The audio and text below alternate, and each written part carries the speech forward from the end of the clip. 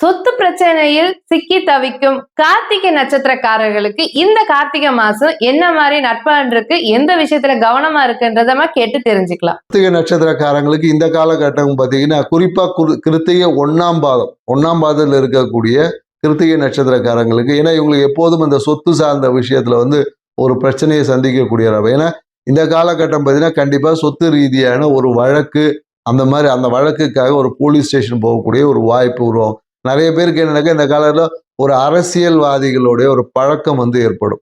அரசியல்வாதிகளோட பழக்க வழக்கங்கள் இல்லை அரசியலில் ஈடுபடக்கூடிய தன்மைகள் எல்லாமே இருக்கும். ஸோ கிருத்திகை நட்சத்திரம் 2, 3, 4 பாதத்தில் இருக்கக்கூடிய கிருத்திகை ராசிக்கு இந்த காலகட்டம் ரொம்ப சிறப்பான அரசியல் செய்யக்கூடிய வாய்ப்பு இருக்கு. அரசியலுடைய நிறைய கூட்டணிகள், அரசியல்வாதிகளாக இருந்தால் இந்த காலகட்டத்தில் கூட்டணி பற்றி பேசுறதுல கூட்டணியான விஷயங்கள் எல்லாமே நிறைய சுமூகமாக நடக்கும். ஸோ அதனால இந்த காலகட்டம் புதிய அரசியல் வட்டம் வரும். அரசியல் நட்பு வட்டங்கள் இந்த காலகட்டத்தில் உங்களுடைய உங்களோட ப்ரொஃபைலில் பெருகும். ஸோ அதனால இந்த காலகட்டத்தில் வாலண்டரியாக நிறைய கூட்டணி சார்ந்த விஷயங்களை பற்றி பேசுவாங்க.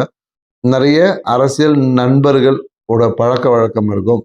மேலும் பார்த்தீங்கன்னு வச்சுக்கோங்களேன், பொருளாதாரம் சார்ந்த விஷயத்துல திடீரென்று ஒரு சர்க்கிள் இருக்கும். ஏன்னா இந்த காலத்தில் அரசியல்வாதிகளாக பேசக்கூடிய பேச்சில் ரொம்ப கவனமாக இருக்கும். ஏன்னா நீங்கள் பேசக்கூடிய பேச்சு மிகுந்த சர்ச்சையாவதுக்கான ஒரு வாய்ப்பு இருக்கு.